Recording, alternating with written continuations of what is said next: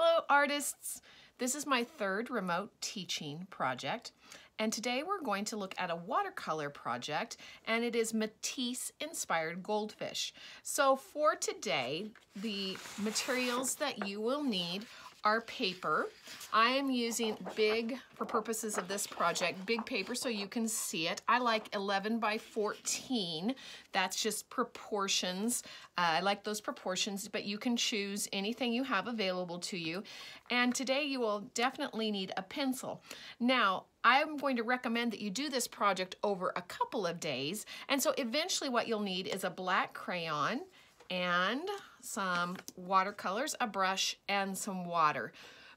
But you may do this, like I said, in segments. Please feel free at any time to pause the video and either to go back or catch up to where I am, or to work a little bit and then come back to the video. So always feel free to do that. Also, I am going to post a link to a PDF of a step-by-step that I created that you could download, and if you want to work from that, if it's easier from you to work from this, like how to draw step-by-step, you are welcome to use that. So that will be available to you too in the links below this video. So let's get started. And I said this was Matisse inspired, and Henri Matisse was a French artist who lived from 1869 to 1954. And you'll notice I said Henri, that's French. We would maybe say Henry would be a comparable name here. And his project looked like this. His artwork looked like this. And he was in a period called Fauvism, which was known for using colors in a non-realistic way. This project is a lot of fun. We're going to kind of focus on how to draw this, but then you don't have to add the same types of flowers that he did or make the background look just like he did. You can add your own beautiful flowers and designs. But we're going to get started on how would I draw this goldfish bowl. This is my subject. And where would I start? Now, we look for this in class when I teach art projects, and we talk about where would you start? So take a look at this for a second and say, where would I start if I was drawing this goldfish bowl? Now, where I start might not be where you would start, and there is not a right and a wrong. Some of you may have said, hey, what shapes do I recognize? That's what we look for, what shapes we recognize. Well, there's an oval. Maybe you would have started with the oval. There's another oval, if you notice right here, where the top of the water hits.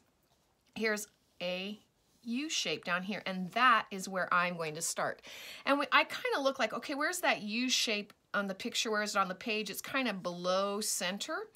And I want a nice big U shape because this is my subject, and I want my subject to be large. And also, if I make my kind of a flattened U too small, then I'm going to have really teeny goldfish, and I don't want really teeny goldfish. So here's my page. I'm going to think about, okay, where is it? I'm going to keep looking back over here. You won't see it, but I'm going to kind of look back over here. And I am going to draw my kind of flattened U.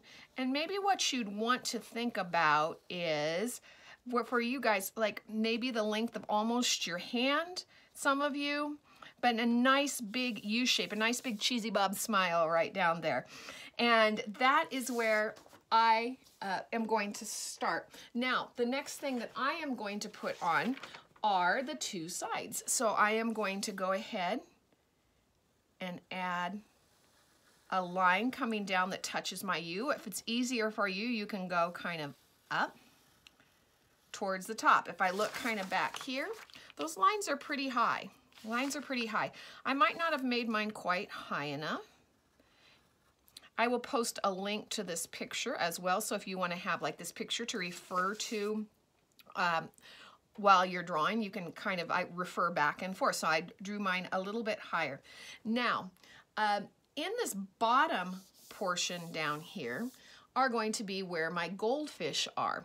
So I am going to go ahead and I'm going to put my goldfish in, and I'm going to start, before I do that, I'm going to start and put another U shape. Do you see where the top of the water hits right here? Okay. I am going to go ahead and put another U shape in.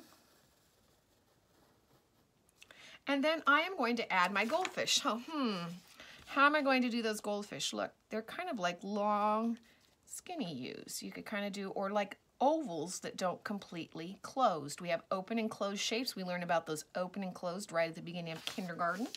And we could have open and closed shapes. Now, I don't have to put my fish in the same place Matisse put his fish. If you don't want to put them in the exact same place or way, you don't have to do that. But think about making kind of those ovals or those long, skinny U's that don't quite close all the way. And so I'm going to go ahead, and he had 4 fish, but I am just going to go and do 3. I'm going to draw those long, skinny U's. And then I can add on the back of those my tail fins.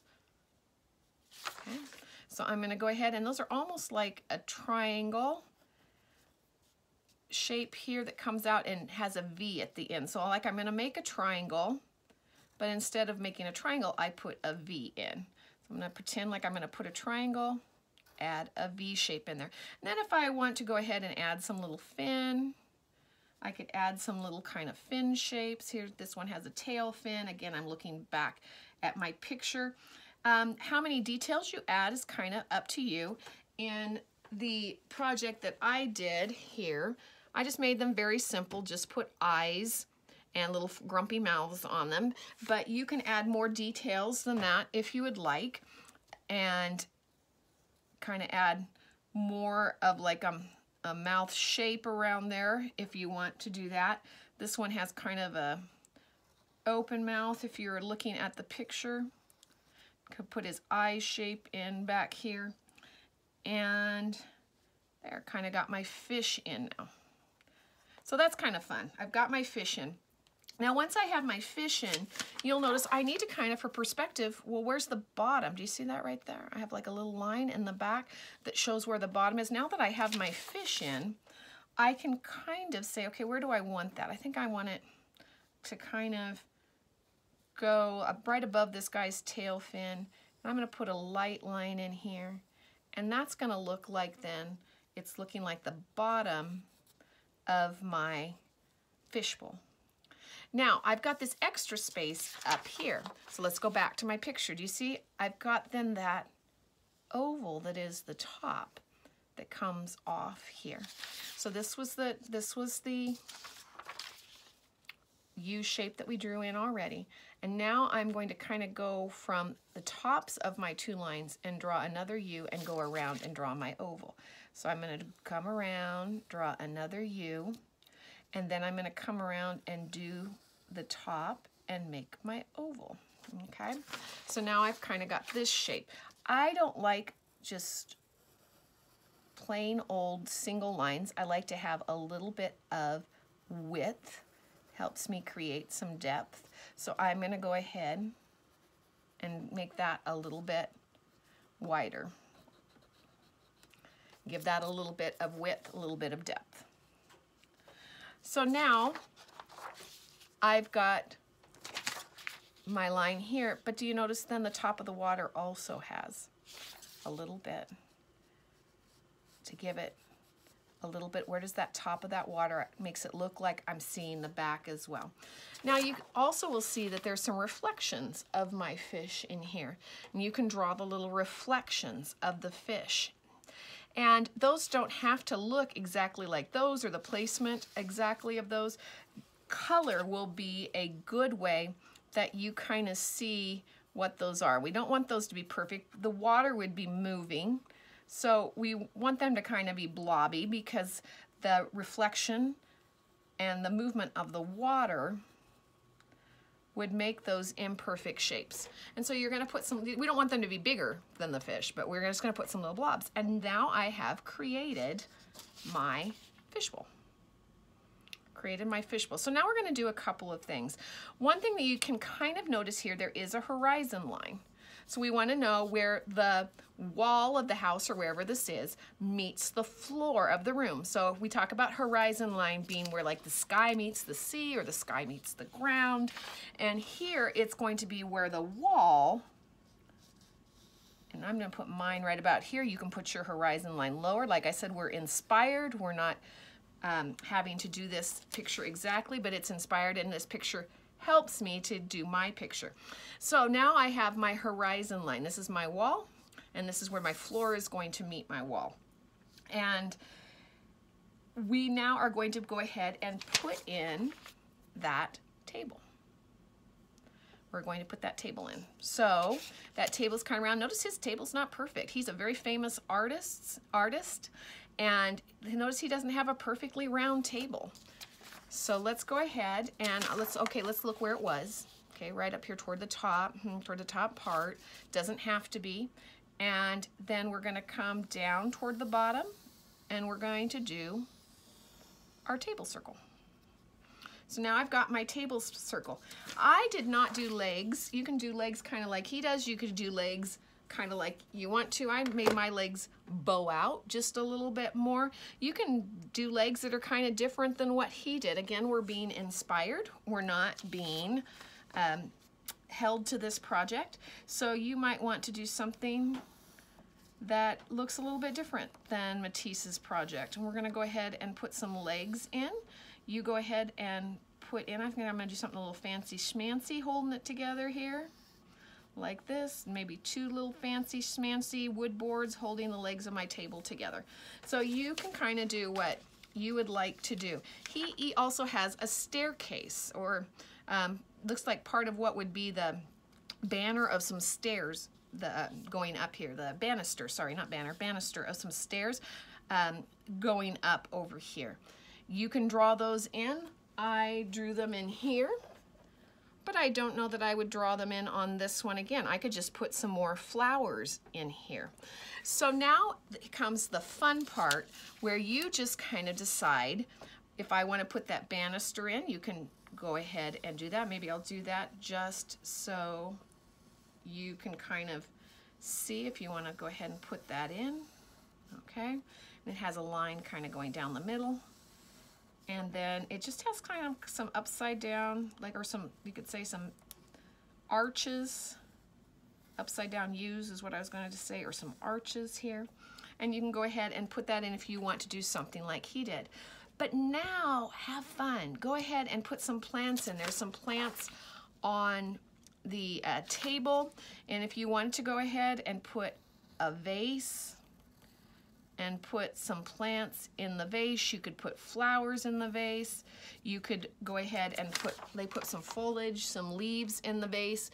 You can go ahead and do what you would like to do. When you draw things, though, don't just draw single lines that don't have any width, but something that you can paint in. And if you are thinking whatever you put on here, you're going to paint and you're going to outline in a couple minutes with your black crayon. So whatever you put on here, be thinking, okay, what am I going to do that I will want to paint in? So I'm going to have to paint in whatever I do. I'm going to need to outline it. That's why also, you guys, we didn't want to work too small. And if you started and you're really small, you may want to think about, okay, what can I do to not be so small? And then just go ahead and start adding some different, like his leaves kind of come from everywhere. He's got a little pansy right here, but leaves kind of come from everywhere, and just start adding some different leaves and shapes that you like to kind of start filling in the spaces. So add some leaves, add some shapes, and fill in those spaces with some pretty flowers.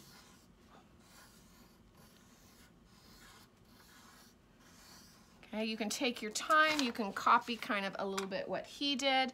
Again, on my project before, I kind of looked at some of what he did and added some flowers that way, but do your own thing. Add your own, put your own touches on this. So I'm not going to take any more of your time drawing on here, other than to say add a lot of little details. That's what's going to make your project really pretty. It's going to make it stand out. It's going to be uniquely your own, and these turn out pretty cool.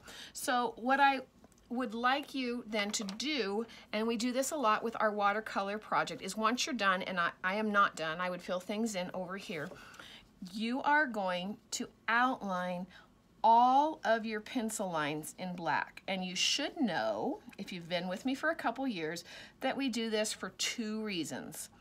And that is, reason number 1 is it helps us when we watercolor to make a color wall that it says, hey, I can't get through that color wall, and it helps your watercolors to stay in the spot that you intend them to be.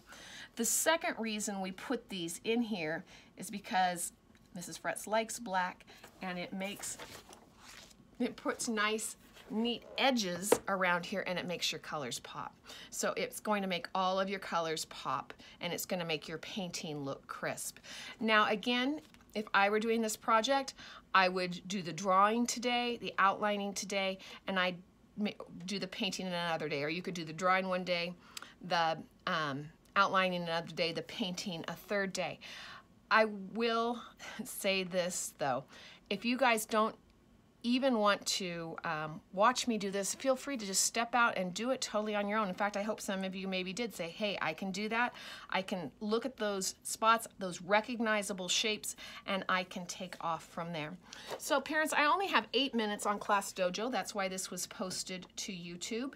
And I hope that this is a useful project to you. This project is for probably a little bit older students than some of my previous projects, so I am going to post a couple links for some of the pre-K and preschool students in the comments. So I hope you enjoyed this project that was Matisse-inspired, and have fun. And again, I would love to see some of your results. I've been getting some of your results in portfolios of previous projects.